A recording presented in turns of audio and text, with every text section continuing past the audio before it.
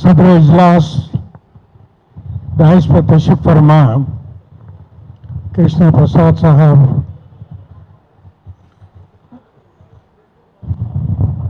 कि हम समझे कि आज की सियासत में खुले आम दोस्त कौन है, दुश्मन कौन है, मौका परस्त कौन है।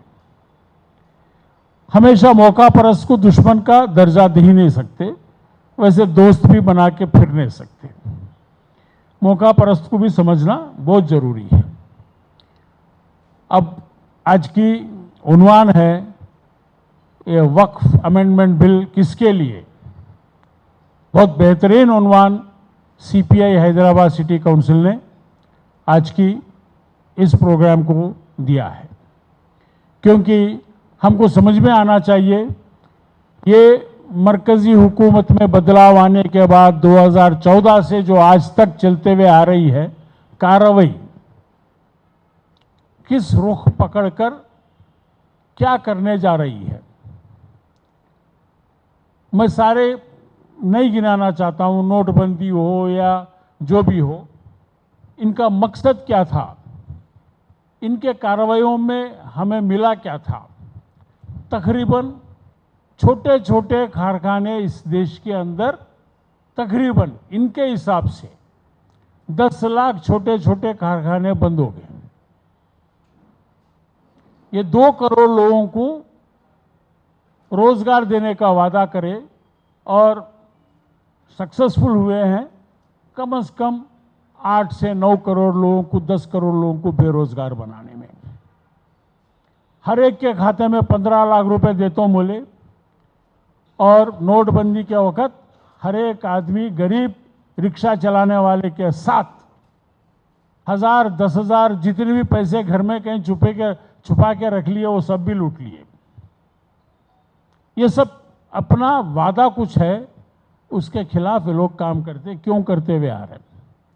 अभी 2013 में लैंड एक्विजिशन एक्ट कायम हुआ है। 2006 में फॉरेस्ट कंजर्वेशन रूल्स, फॉरेस्ट के एक्ट बना था। ये दोनों एक्टों को इन्होंने तोड़ मरोड़ कर, बेखातर कर कर आज जंगल को कब्जा करने के लिए आगे बढ़े हैं।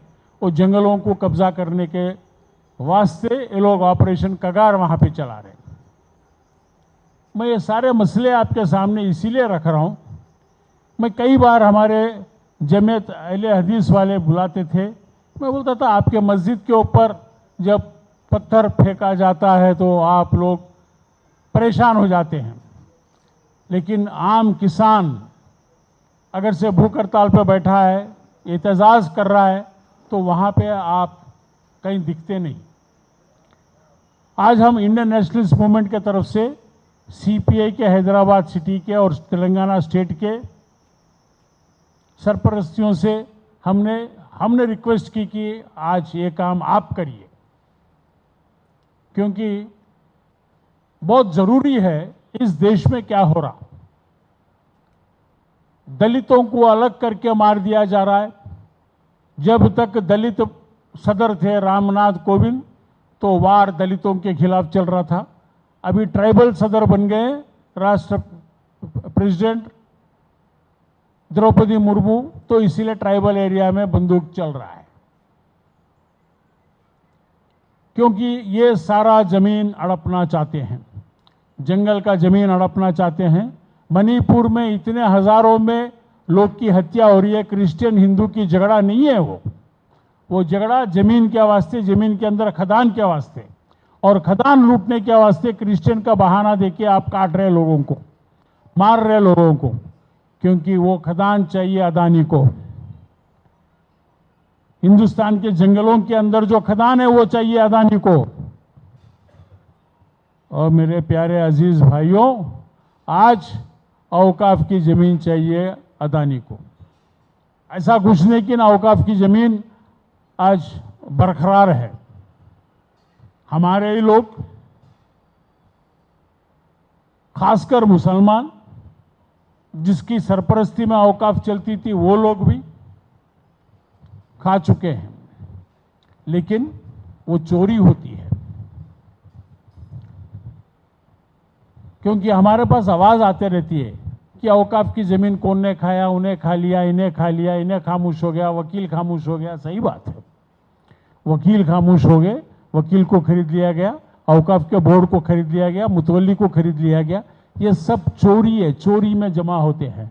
छोटे छोटे चोरियां हैं, देश भर में होते जा रहे हैं और चोरी होते रहता है, चोरी का एक कार्रवाई है। लेकिन आज जो आप पार्लियामेंट के अंदर बिल अमेंडमेंट करके ले आए, ये खुला डकैती है और डकैती को छूट दे दिया गया है। आप खुलेआम जमीन को आप ले लेना चाहते हैं और जमीन को आप अदानी को अलॉटमेंट कर देना चाहते हैं। ये खुलेआम हमला है, ये खुलेआम हमला है। ये हमला में आज सिर्फ मातम करने से कुछ नहीं होता मेरे भाई लोग। अभी तक आप जितने इस देश में लोग इस सरकार के हुकूमत की वजह से तड़प रहे थे, मर रहे थे, एहतजाज कर रहे थे, उनके साथ आप नहीं निभाया। खुला बोल रहा हूं मैं। लेकिन आज वो किसान आपके साथ ठहरने को तैयार है। आज वो ट्राइबल आदमी, आदिवासी आपके साथ ठहरने को तैयार है। इसीलिए कम्युनिस्ट पार्टी ने ये राउंड टेबल बुलाया। ये अदानी का भारत नहीं है, ये भारत हिंदुस्तानियों का है। हमारे देश को, हमारी देश की जमहूरियत को, हमारी देश की आज़ादी को बचाने का काम, जिम्मेवारी हम सबके खांधों पे है। और ये बात को लेके आज की कार्रवाई शुरू हो जाए। और मैं आप सबसे दरख्वास्त करता हूं कि इस देश को बेचने खरीदने वालों से मुक्त किया जाए। एक कदम आगे बढ़ के भी बोल सकता हूं, ये देश को गुजरात के व्यापारियों से मुक्त किया जाए। ये देश की हर इंसान, हर आदमी जो इस देश का पैदावार है, वो इस देश का शहरी है। हर शहरी की इज्जत, आबरू, जायदाद बचाने का काम हर कोई स्वीकार करे, हर कोई इसके अंदर जिम्मेवार बने, हर कोई इसका हिस्सा बने। क्योंकि ये देश हमारी है, ये ना हिंदू की है, ना मुसलमान की है, ना दलित की, केस एक कम्युनिटी के नहीं है, ना ब्राह्मण की है। ये हम सब की देश है। हम सब मिलकर इस देश को बचा लेंगे। अल्लामा इकबाल को याद कर लेंगे। ये गुलसिता है हमारा, इस गुलसिता को बचा लेंगे। बस ये दो चार अल्फाज बोलते हुए मैं अपनी तकरीर खत्म कर रहा हूँ। शुक्रिया। కృష్ణప్రసాద్ గారికి మన రౌండ్ టేబుల్ పక్షాన ధన్యవాదాలు తెలియజేస్తూ